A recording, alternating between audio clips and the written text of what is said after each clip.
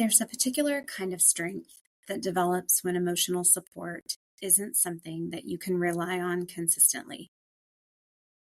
You learn to regulate yourself early.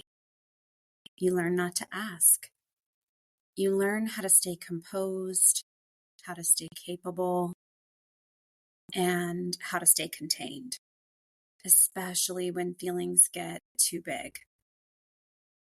From the outside, this often is mistaken for independence, emotional maturity, self-sufficiency. And in many ways, it is. But inside, it's often a nervous system that learned something very specific.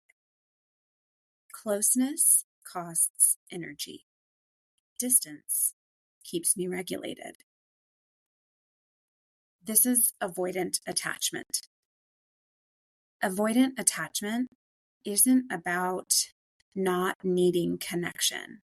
We all need connection as humans. Rather, it's about learning, often really early, that needing connection didn't reliably lead to comfort. And today, we're going to talk all about avoidant attachment through a trauma-informed lens, especially how it shows up for people with complex PTSD and why it can be so confusing to untangle. Welcome to Reclaiming Me, a trauma-informed podcast helping women with complex PTSD heal the lasting impact of childhood attachment wounds from parents and caregivers, so you can release people-pleasing and perfectionism and learn to trust in relationships, beginning with the one you have with yourself. I'm your host, Cindy Payne, therapist, trauma specialist, and a woman who has walked this path both personally and professionally. So welcome back, everybody. I'm so glad that you've joined me this week as we continue looking a little bit deeper at the attachment styles and how they show up in relationships, especially if you suspect or you've ever been diagnosed with complex post-traumatic stress disorder.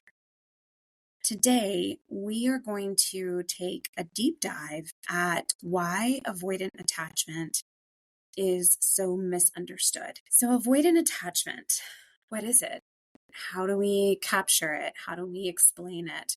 Well, it's often described as emotional distance, not needing people, or being closed off. But this description misses what's going on internally. And there's a lot going on internally. I think that's one of the biggest misconceptions about avoidant attachment. Avoidant attachment isn't about a lack of feelings. It's about learning that our feelings were inconvenient.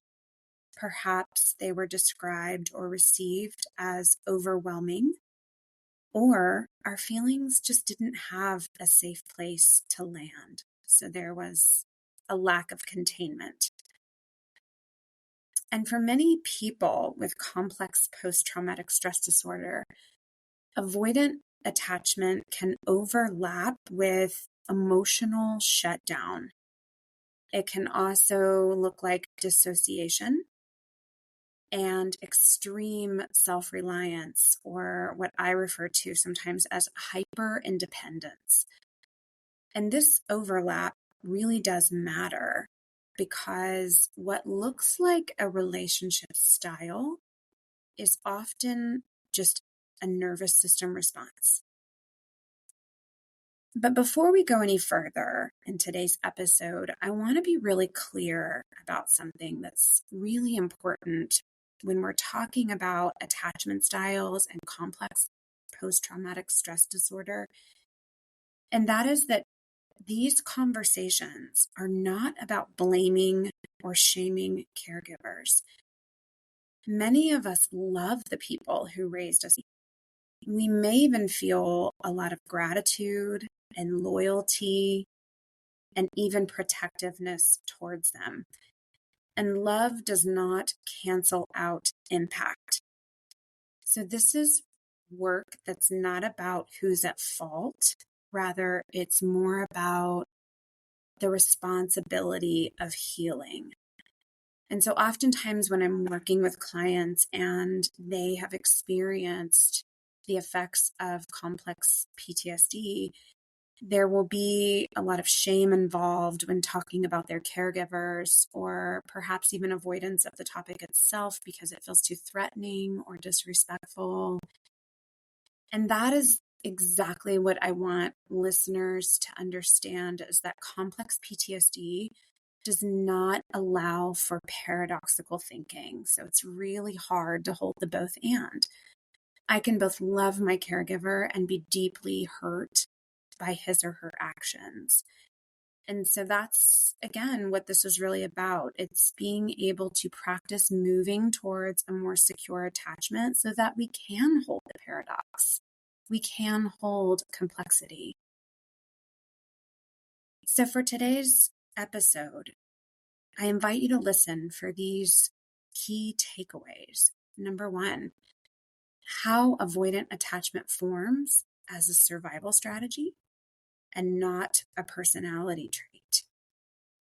Secondly, how avoidant attachment can show up internally and relationally in adulthood. And third, how CPTSD can really blur the lines between avoidant attachment and nervous system shutdown, and why that can feel so confusing for so many people. So let's dive into this. I want to talk first about how avoidant attachment forms. And if you've been following along in our attachment series, you hopefully by now understand that attachment happens before we even take our first breath when we are born. Avoidant attachment develops when these emotional needs are consistently unmet. And with avoidant attachment, oftentimes it's not through chaos or overt abuse, but rather emotional absence. So these caregivers are often on the outside practical, they're responsible, or even loving. But when it comes to emotions and vulnerability and dependency, that's where it becomes really uncomfortable. If you listened to the last episode, I introduced John Bowlby, and he is the person responsible for developing attachment theory. And Bowlby believed that attachment was a biological survival system. So we are wired to seek connection because connection keeps us alive, literally. Mary Ainsworth later showed us how children adapt when this connection doesn't respond. So in her strange situation studies, avoidantly attached infants didn't cry much when their caregiver left. They didn't cling when the caregiver returned. And for a long time, this was misunderstood as resilience. Oof. That's a word for a later episode, resiliency. I know a lot of us CPTSD survivors can get really triggered by the phrase, you're so resilient, or you're so strong. And there's a lot of reasons for this, right? Because when you look at the biology of connection and attachment, we didn't have a choice. So in order to survive, again, remember, we had to learn to adapt to emotionally unavailable caregivers. And so back to the strange situation. If you listened to last episode, you'll remember that the strange situation was a study that was done when caregivers would leave their infants in a room for a short amount of time, and then they would return. And what was really looked at deeply is how the babies responded to the mother's return, right? So when researchers began to look closer, these babies' bodies told a different story. And so it might look like an elevated heart rate, stress activation, and nervous system arousal. So the child actually wasn't calm, although it appeared that way on the outside. Rather, the child was more contained. And that's a really, really important distinction. So I can present calm on the outside, but internally, there's something that's going on. I have to contain my nervousness. I have to contain my stress. And what they learned wasn't, I don't need comfort. What they learned was that expressing needs don't work. And so over time, the system adapts. It turns down emotional signaling and it prioritizes self-containment. So emotional signaling, if you're curious about what that is a cry, or I reach out for you in order to signal to you that I need comfort because I'm in distress. And so oftentimes for these avoidant caregivers, if they were not attuned to their own needs, much less their child's needs, they weren't really sure what to do with this emotional signaling. So when the baby didn't get the desired response, the baby over time learns to prioritize a way to contain those emotions internally. And Bowlby has a fancy word for this called the deactivated attachment system. So I want to talk a little bit about where attachment starts to become less clear-cut for many CPTSD survivors. And I'd like to share just a personal insight from my own upbringing. As I've mentioned here before, I was raised by my grandparents, and my experience wasn't one thing or another. My grandfather, born in 1925, had a really playful, warm side to him. He was the second to youngest, and he was the baby of the family. He was doted on. There was a lot of play from his stories that he would share with me. They grew up on a farm in Oklahoma, and so there was just a lot of freedom to run and play and explore. And his mother, my great-grandmother, was kind of stoic at times, but she, at least from what I can remember, had this very nurturing, calm side to her. And so it doesn't surprise me now, looking back, that my grandfather's playful, warm side came from that safety that he felt growing up to be playful, to be compassionate, to be nurturing. And so my experience of him from a young girl was that there were moments where my nervous system could soften. There was laughter. There was lightness. And when it was available, there was connection with him. And those moments mattered to me deeply because what was going on outside of the four walls of my home was chaos. My mother, as I've mentioned, was struggling with mental illness, and there was a lot of instability and unpredictability with how she would show up and how they would respond to her at any given moment. And so this created that dichotomy in my home of playful, warm when it's safe, but when things were off the rails, then I had a totally different experience in my home. My grandmother, at the same time that all of this was going on, she was more emotionally avoidant.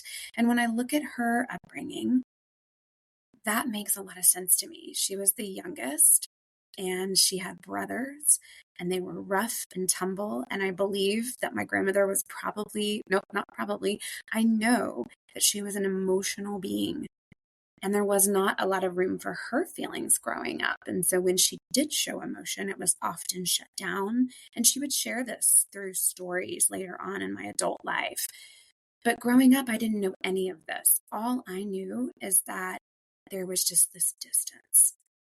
And it wasn't always unkind and it wasn't abusive, but it was distant. I often describe this experience growing up as being in an emotional desert. And so my needs weren't met with cruelty, rather, they were met with absence. I can remember a time when my biological father had really deeply disappointed me. And I was so hurt and so confused and so angry. And she could feel those things right alongside me. But when tears started, it was met with just observation, it felt like. And what I really needed was I needed physical touch. I needed words of affirmation. I needed a lot of validation. It was really confusing for me to grow up with this on again, off again relationship with my father. And while I delighted in her fury with him, because I felt like she backed me and was protective of me, I was starved for this emotional attunement. And so my nervous system learned two things at one time. And those two things were that connection existed and connection was also unreliable. And this combination is incredibly confusing for a developing system. Because when there is love alongside emotional absence, the nervous system never gets a clear rule book. And this is so important to name because many CPTSD survivors do not resonate with a single attachment style. And that is because you didn't adapt to just one environment. You adapted to inconsistency. So let's fast forward and look at avoidant attachment in adult relationships. In adult avoidant attachment relationships, it often shows up less as I don't care and more as I feel overwhelmed and I don't know why. There might be emotional flooding, which is basically just another way to say lots of intense emotions all at once, followed by a numbness, a need for space after intimacy, difficulty identifying feelings in real time. And often there's a deep sense of responsibility or self-regulation. And what that can look like oftentimes, is I'll just handle it myself. And really, I think what we mean is if I handle it myself, I know what the outcome is going to be, and that is safe. So this hyper independence can get praised and noticed and named as being really strong. But again, internally, we're asking for help. Relationally, this can look like pulling away during conflict, intellectualizing emotions. And basically, intellectualizing emotions just means that instead of feeling the emotion, I will read about it, name it, study it, research it. But I never really do the full integration of learning about it cognitively and experiencing it in my body. Relationally, it can also look like minimizing our needs, not because we don't have needs, but because we get really activated when closeness emerges. And relationally, this can look like pulling away during conflict, intellectualizing our emotions, which I'll come back to that in a moment, or minimizing our needs, not because we don't value connection, but because closeness activates stress. Let me go back to intellectualizing emotions. Intellectualizing emotions just simply means that instead of integrating the thinking and the feeling, we do a lot of research about the emotions. I can name it. I can identify with how it's described in a text, but when it comes to actually feeling it and then letting it move through us so that we can then take the necessary steps to get our needs met, we're not really able to do that all too well. So I want to give you some pop culture references because I think that pop culture gives us a lot of helpful mirrors in which we can see parts of ourselves or perhaps a partner. So I'm going to go really young first. And those of you with littles, or if you're a Disney fan, let's think of Elsa in Frozen. Elsa is a beautiful example of avoidant attachment logic. Conceal, don't feel. Isn't emotional coldness. It's survival. And in Frozen, if you've seen the movie, her power can really overwhelm others around her. And so she learns to suppress it as protection because distance equals safety. If you're not into the animated Disney movies, think about Don Draper in Mad Men. He shows us the adult version. Don Draper is highly competent and very emotionally contained. He's successful and deeply disconnected from his internal world. And here's what's really important to point out. These characters aren't villains. These characters are adaptations. So let's take a little dive into avoidant attachment versus complex PTSD shutdown. And I think this is where many people can misidentify themselves if they're not careful. So I want to give you just a couple of ways to distinguish the two. Avoidant attachment is a relational strategy. So think about it as there's something that I am going to do specifically in order to get my needs met in the moment. Whereas CPTSD shutdown is a trauma response. So avoidant attachment says, I feel safer relying on myself to get my needs met. CPTSD shutdown, however, says my system is overwhelmed, and so it has to power down. And for me, as a CPTSD survivor, for a long time, I thought that the numbness that I felt meant that I didn't, in fact, need closeness. I told myself for the longest time that I was just a really independent person. And also, others described me that way as well, and even praised me for it, as if this were an attribute that I just picked up along the way and really just used it to my advantage. And I did to some degree, but I didn't consciously choose this. I thought there was something wrong with me. I would look around at other people in healthy attachments and I would question what is wrong with me. What I later understood was that my nervous system was protecting me actually from overload. So numbness can look like indifference, but it's often protection. So I do not want these episodes to be all doom and gloom because, again, as we've talked about on here, attachment is malleable. I can move towards a healthier attachment. So let's talk about that. Caregiver compassion and healing. Again, you can love your caregivers and still acknowledge emotional absence. Love doesn't erase the impact, though. And naming the impact doesn't erase love. You can feel gratitude and grief at the same time. Healing also doesn't require us to rewrite the past.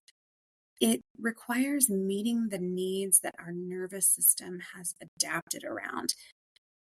In my Truth with Food program that I'm working through right now, my coach, Ali Shapiro, talks about this as moving from the socialized theory, where in developmental psychology, we are socialized into believing, acting, behaving in the world based on what we were taught growing up and what we witnessed. And we become more self-authoring. And so we start to play around with and challenge the things that have met our needs in the past and how we want to change that to meet our needs moving forward. So it's such a hopeful model, and I just love all the work that she's doing. I hope to have her on here in the near future. And so as we close today, I just want to reiterate that avoidant attachment isn't emotional absence. It's emotional self-protection that gets refined over time. So if closeness once felt overwhelming or unpredictable to you, your distance actually makes a lot of sense.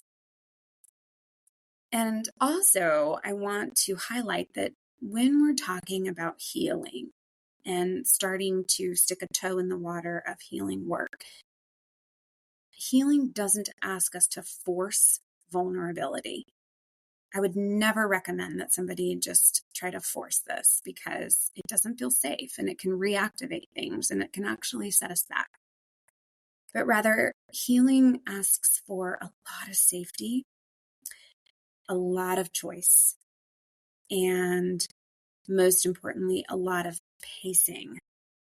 And by pacing, I just mean paying attention to the speed at which you are moving through the world in order to get your needs met. When we first start doing this work, I think a lot of CPTSD survivors will recognize this hypervigilant need for speed, whether that be how I show up and respond to somebody, the pace at which I get things done. It's almost as if there's this lack of permission to slow down. And since we're talking about avoidant attachment today, pacing might look like just completely clamming up and not going near it at all. And so we're going to have to continue to work on refining our pacing to a tempo that feels right and safe to us. And that might require speeding up, but it also might require slowing down and checking in with ourselves. More on that later. So as we come to a close today, I want to invite you to hold this conversation with such tenderness. Avoidant attachment is an intelligent adaptation to an environment where emotional closeness wasn't consistently available or safe. So if distance became your way of regulating your emotions, that makes sense. And if feelings came up in today's episode, love for your caregivers alongside grief for what was missing, that makes sense too. Healing doesn't ask us to choose between gratitude and pain. Healing allows for both. This week, if you notice yourself pulling inward, I would invite you to see if you can pause and ask, not what's wrong with me, but what is my nervous system needing right now? And sometimes the answer is space. And sometimes the answer is reassurance. And sometimes it's simply permission to be exactly where you are. Attachment patterns are not fixed. With awareness and consistency and safety, especially within yourself, change is possible. So thank you for spending this time with me today. If this episode resonated, you're welcome to subscribe, leave a review, or share it with someone who might feel seen. And if you'd like to explore your own relational patterns a little deeper, you can find the free people-pleasing style quiz at cindypayne.com.